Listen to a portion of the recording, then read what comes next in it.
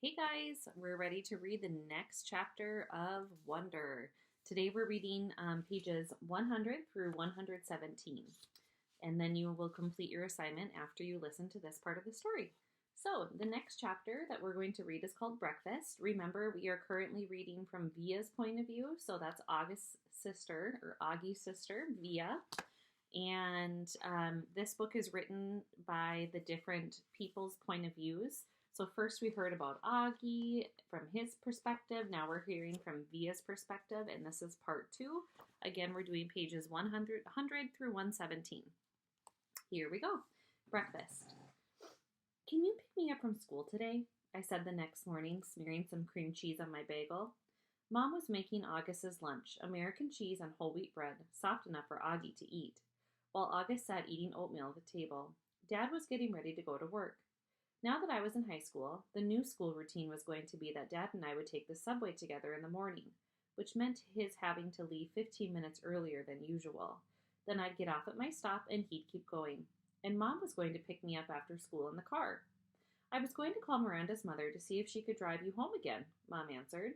No, Mom, I said quickly. You pick me up, or I'll just take the subway. You know I don't want you to take the subway by yourself yet, she answered. Mom, I'm 15. Everybody my age takes the subway by themselves. She can take the subway home, said Dad from the other room, adjusting his tie as he stepped into the kitchen. Why can't Miranda's mother just pick her up again? Mom argued with him. She's old enough to take the subway by herself, Dad insisted. Mom looked at both of us. Is something going on?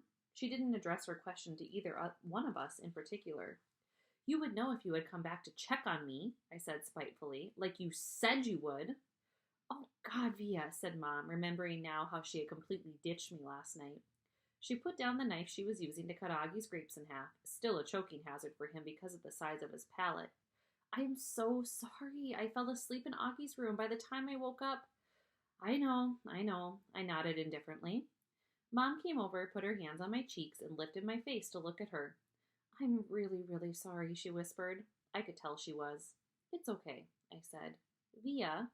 Mom, it's fine. This time I meant it. She looked so genuinely sorry I just wanted to let her off the hook. She kissed and hugged me, then returned to the grapes. So, is something going on with Miranda? She asked. Just like she's acting like a complete jerk, I said. Miranda's not a jerk, Augie quickly chimed in. She can be, I yelled. Believe me. Okay then, I'll pick you up, no problem, Mom said decisively, sweeping the half grapes into a snack bag with the side of her knife. That was the plan all along anyway. I'll pick Augie up from school in the car, and then we'll pick you up. We'll probably get there about 3:45. No, I said firmly, before she even finished. Isabel, she can take the subway, said Dad impatiently. She's a big girl now. She's reading War and Peace, for crying out loud. What does War and Peace have to do with anything? Answered Mom, clearly annoyed. It means you don't have to pick her up in the car like she's a little girl, he said sternly. Via, are you ready? Get your bag and let's go. I'm ready, I said, pulling on my backpack. Bye, Mom. Bye, Augie. I kissed them both quickly and headed toward the door. Do you even have a Metro card? Mom said after me. Of course she has a Metro card, answered Dad, fully exasperated. Yeesh, Mama, stop worrying so much. Bye, he said, kissing her on the cheek. Bye, big boy, he said to August, kissing him on top of his head. I'm proud of you. Have a good day.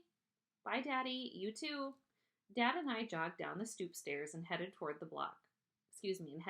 the block. Call me after school before you get on the subway, Mom yelled at me from the window. I didn't even turn around but waved my hand at her so she'd know I'd heard her. Dad did turn around, walking backward for a few steps. War and peace, Isabel, he called out, smiling as he pointed at me. War and peace. The next chapter is called Genetics 101. Both sides of Dad's families were Jews from Russia and Poland. Papa's grandparents fled the pogroms and ended up in NYC, New York City, at the turn of the century. Tata's parents fled the Nazis and ended up in Argentina in the 40s. Papa and Tata met at a dance on the Lower East Side while she was in town visiting a cousin. They got married, moved to Bayside, and had Dad and Uncle Ben. Mom's side of the family is from Brazil. Except for her mother, my beautiful grands, and her dad, Augusto, who died before I was born, the rest of the mom's family, all her glorious all her glamorous aunts, uncles, and cousins still live in Alto Leblon, a ritzy suburb south of Rio. Grands and Augusto moved to Boston in the early 60s and had Mom and Aunt Kate, who was married to Uncle Porter. Mom and Dad met at Brown University and have been together ever since. Isabel and Nate, like two peas in a pod, they moved to New York right after college, had me a few years later, then moved to a brick townhouse in North River Heights, the hippie stroller capital of upper Manhattan, when I was about a year old. Not one person in the exotic mix of my family gene pool has ever shown any obvious signs of having what August has. I pored over sorry, I have an itch on my chin. Sepia pictures of long dead relatives in babushkas, black and white snapshots of distant cousins in crisp white linen suits, soldiers in uniform, ladies with beehive hairdos, Polaroids of bell-bottom teenagers and long-haired hippies, and not once have I been able to detect even the slightest trace of August's face in their faces. Not a one. But after August was born, my parents underwent genetic counseling. They were told that August had what seemed to be a previously unknown type of mandibulofacial dysostosis. I have no idea how you even say that. Caused by an autosomal recessive mutation in the TCOF1 gene, which is located on chromosome 5, complicated by a hemifacial microsomia characteristic of OAV spectrum. Sometimes these mutations occur during pregnancy. Sometimes they're inherited from one parent carrying the dominant gene. Sometimes they're caused by the interaction of many genes, possibly in combination with environmental factors. This is called multifactorial inheritance. In August's case, the doctors were able to identify one of the single nucleotide deletion mutations that made war on his face. The weird thing is, though, you would never know it from looking at them. Both my parents carry that mutant gene, and I carry it too. So what that means, as far as Genetics 101, this story was teaching us a little bit about genetics and how we're made up and who we are. And if she carries that gene, she could possibly pass it on to her child when she has a baby. All right, the Punnett Square is our next chapter. If I have children, there's a 1 in 2 chance that I will pass on the defective gene to them. That doesn't mean they'll look like August, but they'll carry the gene that got double dosed in August and help make him the way he is. If I marry someone who has the same defective gene, there's a 1 in 2 chance that our kids will carry the gene and look totally normal. A 1 in 4 chance that our kids will not carry the gene at all, and a 1 in 4 chance that our kids will look like August.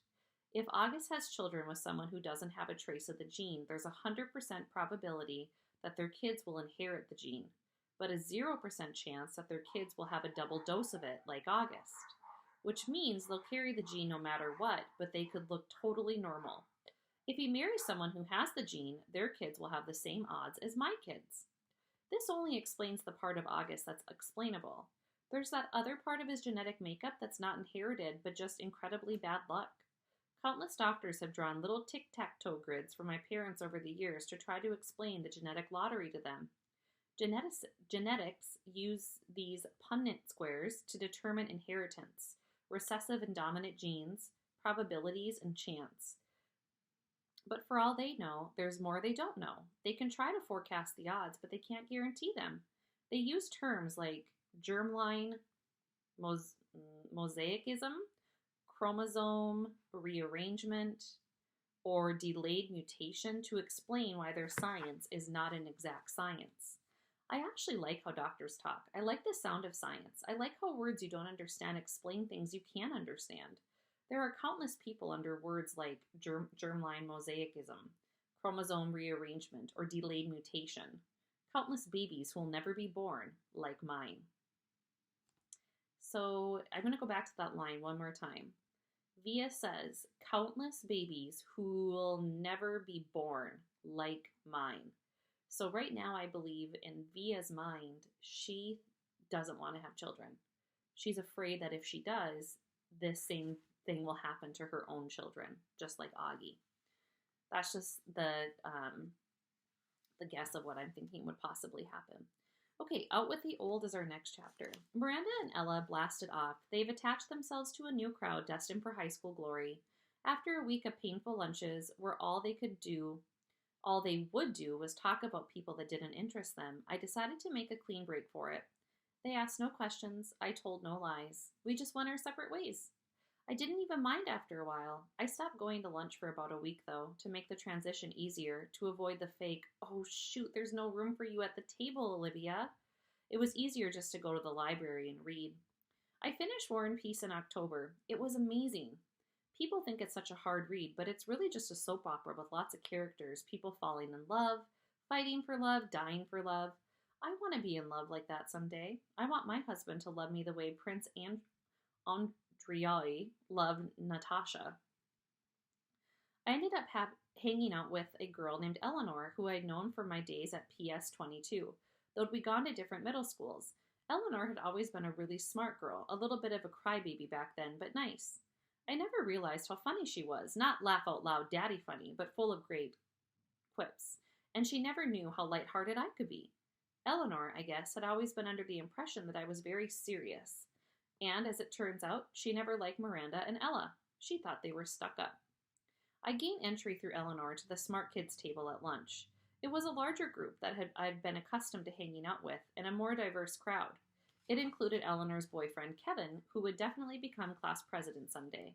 A few techie guys, girls like Eleanor, who were members of the yearbook committee and the debate club, and a quiet guy named Justin, who had small round glasses and played the violin, and who I had an instant crush on. When I'd see Miranda and Ella, who were now hanging out with the super popular set, we'd say, "Hey, what's up?" and move on. Occasionally, Miranda would ask me how August was doing and then say, "Tell him I say hello." This I never did, not to spite Miranda, but because August was in his own world these days. There were times at home that we never crossed paths.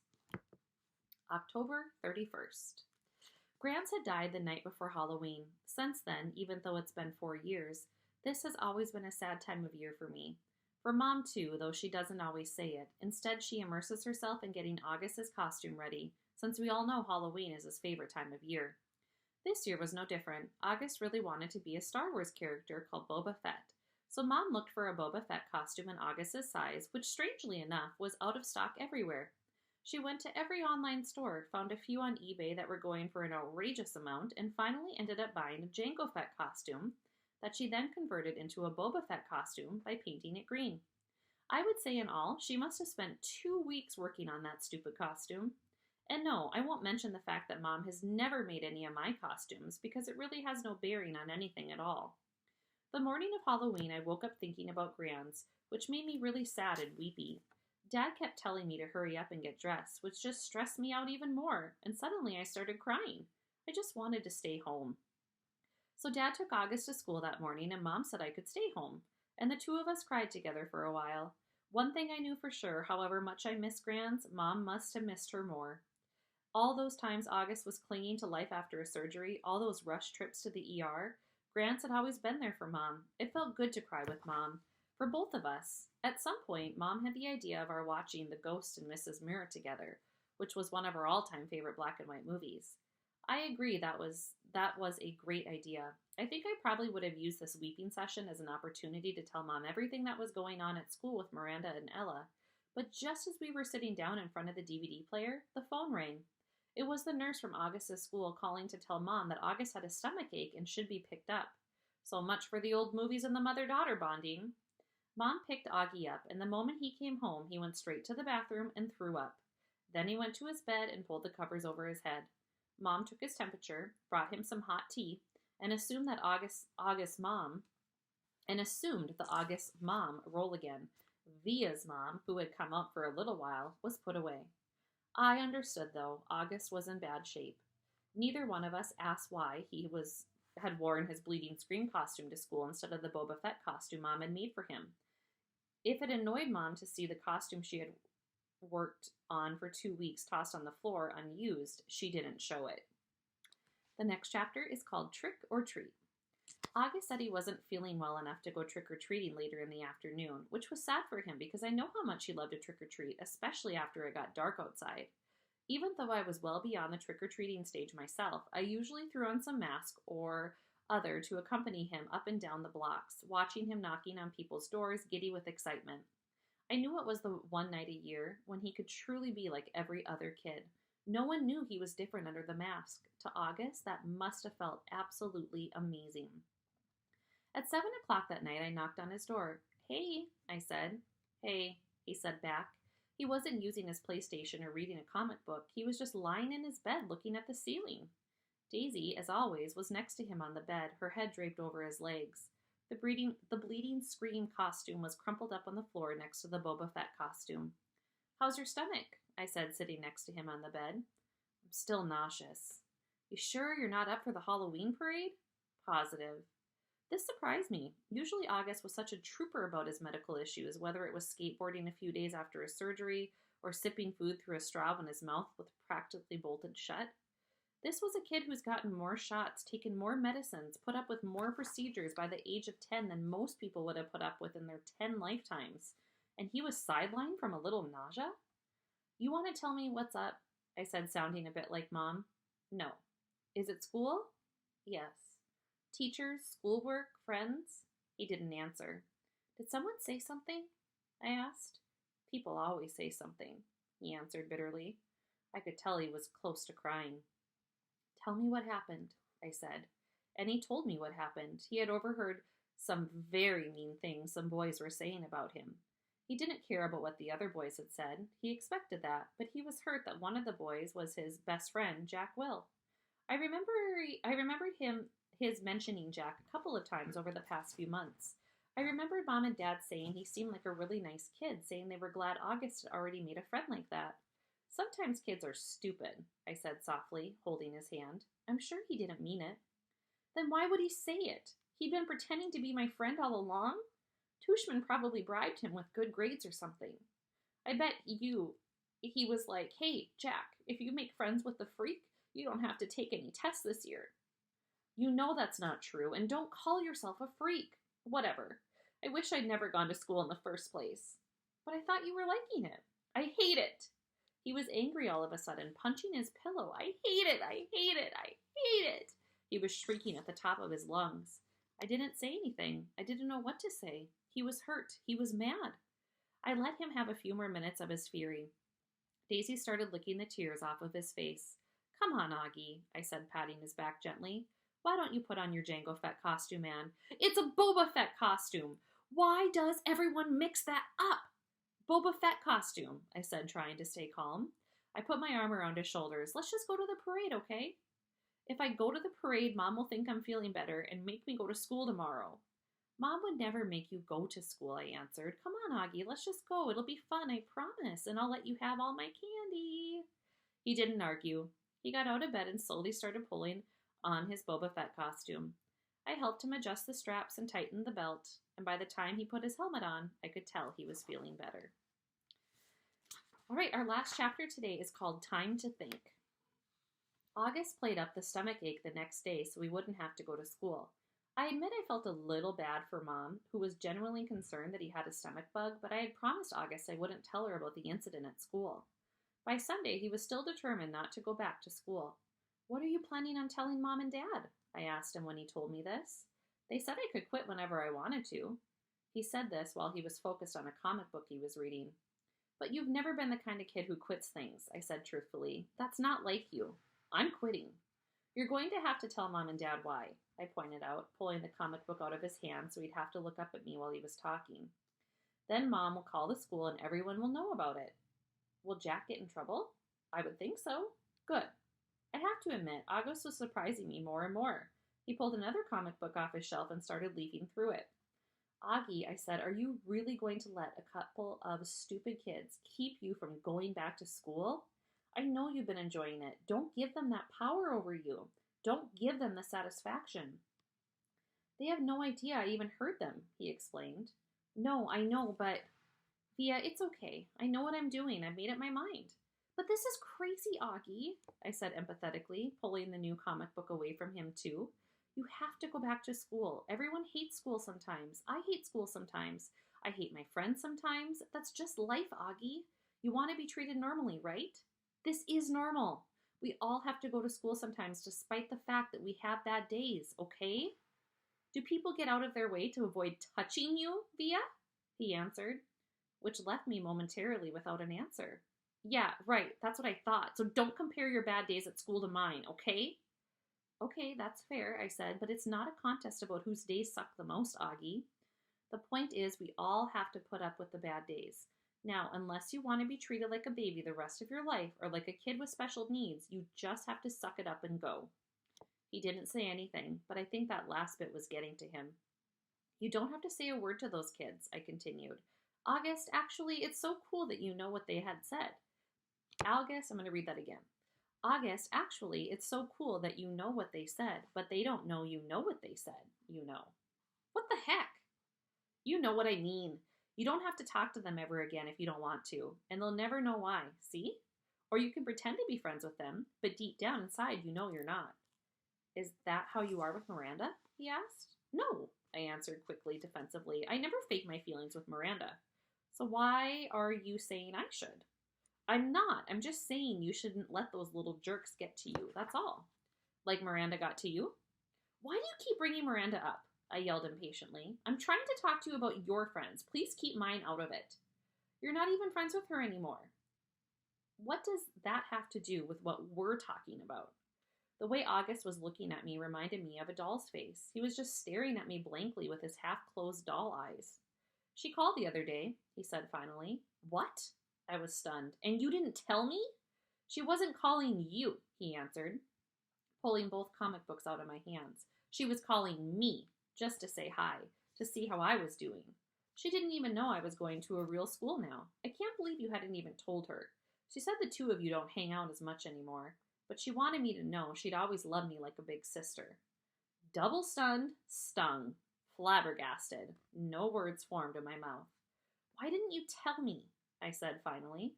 I don't know, he shrugged, opening the first comic book again. Well, I'm telling Mom and Dad about Jack Will if you stop going to school, I answered. Tushman will probably call you into school and make Jack and those other kids apologize to you in front of everyone, and everyone will treat you like a kid who should be going to a school for kids with special needs. Is that what you want? Because that's what's going to happen. Otherwise, just go back to school and act like nothing happened. Or if you want to confront Jack about it, fine. But either way, if you... Fine, fine, fine, he interrupted. What? Fine, I'll go, he yelled, not loudly. Just stop talking about it already. Can I please read my book now? Fine, I answered, turning to leave his room. I thought of something. Did Miranda say anything else about me?